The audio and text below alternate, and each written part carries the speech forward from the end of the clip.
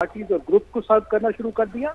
या उन्होंने जो अपने इंटरेस्ट थे उनको सर्व करना शुरू कर दिया, और उनको कोई रोकने वाला नहीं है, अब भी कोई रोकने वाला नहीं है। आप देखिए कि हमारी सिविल सर्विसेज तबाह होकर रह गई क्योंकि सिविल सर्विसेज स्टेट को सर्व नहीं कर रही ठीक तरीके से। और अब ये हमारे पास जो एग्जाम्पल आई है वो तो एक और भी अहम इदारे से आई है जिसमें स्टेट की खातिर लड़ना होता है, स्टेट की इंटेग्रिटी को, उसकी एग्जिस्टेंशियल जो एग्जिस्टेंस है उसके वजूद को दिफा करना होता है। तो इसलिए ये बहुत बड़ी रेड लाइन जो है हमें क्रॉस होती नजर आई और उस पर ये एक्शन आया। लेकिन जो उसके बाद दूसरा सवाल है कि ये सब कुछ कैसे हो रहा था कि एक प्राइम मिनिस्टर खुद ये बात तस्लीम कर रहा था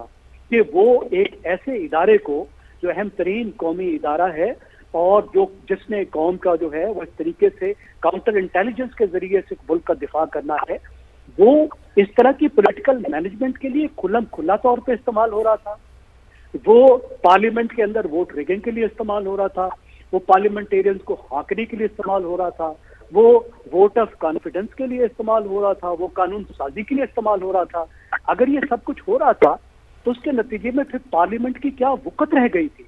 देखिए पार्लियामेंट जो है वो रियासत का सबसे बड़ा सुकून है।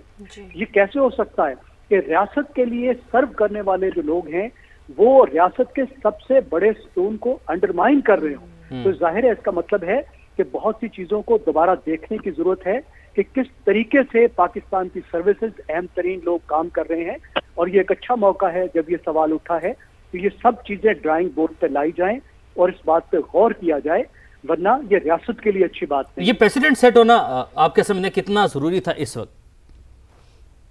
देखिए सबसे पहली बात तो ये है कि फौज ने ये प्रेसिडेंट सबसे अव्वलीन तौर पे सेट करने की कोशिश की है अपने इदारे के लिए। जी, खुद एहतसाबी फौज का जो अपना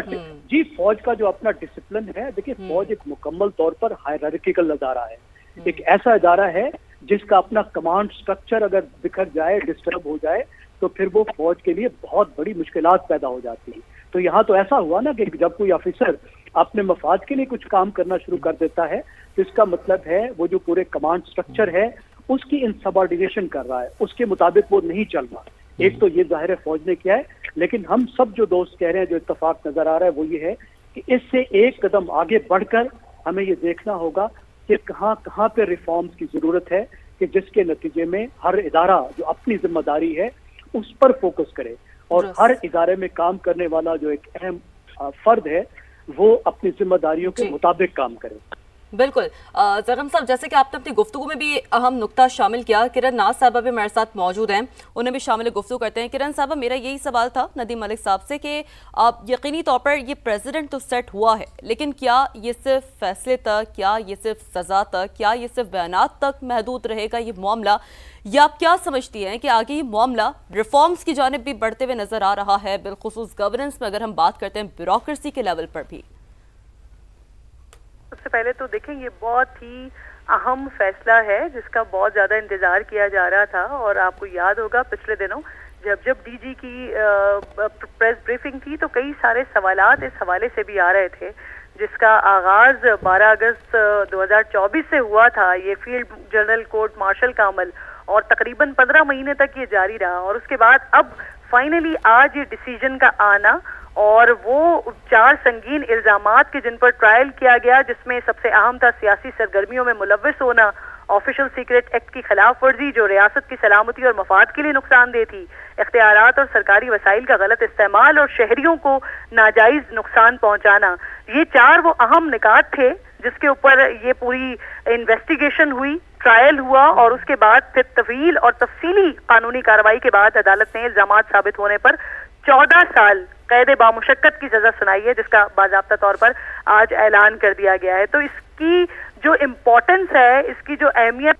देखना इसलिए बहुत ज्यादा जरूरी है कि ये बार बार बात हो रही थी, हायरार्की के हवाले से बात हो रही थी कि अगर एक चीज हमारे सामने आई है, अगर एक इस तरह का कोई गिरफ्तारी अमल में आई है और उसके बाद इसके ऊपर जो डिसीजन होना है वो कैसे होना है, वो कब होना है। अब अगर यहाँ पर ये चीज हमारे सामने आ गई है ना, तो हमें देखना ये पड़ेगा कि अब इसके साथ भी मजीद बहुत सारी चीजें होंगी جن میں ہم فردر آگے اب بہت سارے ایسے ڈیسیجنز شاید ہمیں نظر آئیں گے ہوتے ہوئے, بہت سارے ایسے اہم فیصلے ہمیں مستقبل قریب میں ہوتے ہوئے دکھائی دیں گے کہ جو بہت بڑے سوالات تھے, اور یہ بہت بڑے سوالات ریلیٹ کرتے ہیں 9 مئی کے حوالے سے بھی, یہ بہت بڑے سوالات ریلیٹ کرتے ہیں آگے 26 نومبر کے حوالے سے بھی, اور یہ وہ بہت سارے سوالات ہیں جو نیریٹو بلڈنگ کے حوالے سے بھی ریلیٹ کرتے ہیں. تو اب ہمیں نظر آئے گا کہ ایک جو ہیرارکی جو فوج کے ادارے کے اندر کی بات ہوتی تھی کہ وہاں پر کیا سسٹم ہوتا ہے, کیونکہ ہم جاتے ہیں, ہم بات کرتے ہیں, ہم ڈسکشن کرتے ہیں, تو ہمیں تو یہ معلوم ہے کہ وہاں پر کس طرح کی ہیرارکی ہوتی ہے, وہاں پر کس طرح کے ڈیسیجنز ہوتے ہیں,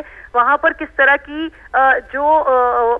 عدالتی فیسلٹیز ہیں وہ پرووائڈ کی جاتی ہیں, کس طرح سے انویسٹیگیشن ہوتی ہے. لیکن ایک یہ فیصلہ سامنے آنا, اور آپ کو یہ بھی یاد ہوگا کہ جب بار بار اس بات پر سوال کیا جاتا تھا تو یہ بتایا بھی جاتا تھا کہ ہمارا ایک پراپر ایک طریقہ کار ہے, اس طریقہ کار پر مکمل طور پر عمل ہوتا ہے, عدالتی کارروائی مکمل ہوتی ہے, اور اس کے بعد پھر کوئی فیصلہ سامنے آتا ہے. تو آج یہ جو فیصلہ ہے یہ کوئی ایسا فیصلہ نہیں ہے کہ جو بس فیصلہ ہوا اور نکل گیا. اس کے بعد اس کے جو آگے مزید اس کے جو اثرات ہیں نا وہ اب ہمیں آتے ہوئے نظر آئیں گے. بہت سارے وہ سوالات جو لوگوں کے ذہنوں میں تھے, اور بارہا یہ سوالات ہوتے تھے کہ اگر کوئی چیز پاکستان میں ہوئی ہے, کوئی ایسا ناخوشگوار عمل ہوا ہے, تو اس کے بعد آگے کیا ہوگا. تو اب آگے کا یہاں سے راستہ ہمیں بڑا واضح اور بڑا صاف نظر آ رہا ہے. کرن کیا اثرات ہو سکتے ہیں, وہ کیا اثرات ہو سکتے ہیں, اور کیا جو سیاسی سرگرمی میں ملوث پائے گئے, یہ بھی ایک معاملہ ہے یہاں پر. تو جس سیاسی جماعت کے ساتھ یہ سرگرمیاں ہوئیں, ظاہر ہے ان کے اوپر بھی اثر آئے گا اس کا.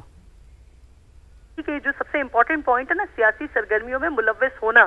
تو اگر کوئی شخص سیاسی سرگرمیوں میں ملوث پایا گیا, ایک سابق وہ عہدیدار جو ایک بڑے ادارے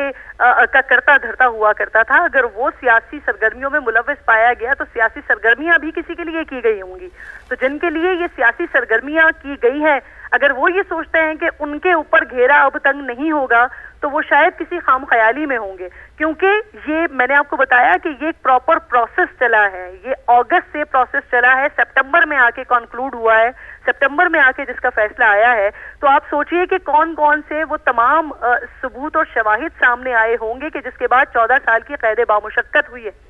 تو پھر اب اس پہ یہ سوچئے کہ وہ جو سیاسی لنکس کی بات ہوتی ہے, سیاسی سرگرمیوں میں ملوث ہونے کی بات ہوتی ہے, تو جو آگے پیچھے لوگ جتنے بھی موجود ہیں یا جن کو اس وقت میں فائدہ پہنچا یا جو بینیفیشری رہے ہیں, تو ان کے گرد بھی اب گھیرا تنگ ہوگا, اور یہی وہ ثبوت و شواہد ہوں گے جو آگے چل کر جو باقی لوگ ہیں جنہوں نے سیاسی فائدے حاصل کیے ان کے لیے مشکلات پیدا کریں گے. آپ کو یاد ہوگا فیصل وافدہ صاحب بار بار کی بات کرتے ہیں کہ پہلے فیض حمید اور فیض حمید کے بعد پھر جتنے لوگ فیضیاب ہوئے ہیں ان کے اوپر بھی گھیرا اسی طرح سے تنگ ہوگا. تو فوج کے ادارے کے اندر کس طرح سے کام ہوتا ہے, انہوں نے یہ ایک ڈیسیجن آیا ہمارے سامنے, اس سے تو بڑا کلیئرٹی آ گئی, بڑی وضاحت آ گئی. اب جو آگے ہونا ہے, جو سول عدالتوں میں چیزیں ہونی ہے, جو یہی ثبوت اور شواہد ہمارے سامنے آئے ہیں, اب یہ آگے وہ لوگ جو بینیفیشری رہے ہیں جنہوں نے یہ سیاسی فوائد حاصل کیے ہیں, جب ان کے خلاف یہ ثبوت و شواہد سامنے آئیں گے تو پھر چیزیں اور زیادہ واضح اور زیادہ کلیئر ہو جائیں گی. اسی لیے میں لاسٹ ٹائم بھی فیصل وافدہ صاحب کی بات کو انڈورس کر رہی تھی کہ جب وہ خبریں دیتے ہیں نا تو بڑی ایسی خبریں دیتے ہیں کہ جس کی آگے جا کے ہمیں اس کا بیک گراؤنڈ بھی نظر آتا ہے اور ان خبروں کے اندر صداقت بھی نظر آتی ہے. تو مجھے لگتا ہے کہ وہ جو منڈے کی بات کر رہے تھے وہ پچھلا منڈے تو نہیں ہوا, لیکن جو اب آنے والا منڈے ہے شاید مجھے ایسا لگتا ہے کہ یہ اب فردر کارروائیوں کا آغاز ہونا شروع ہو جائے گا.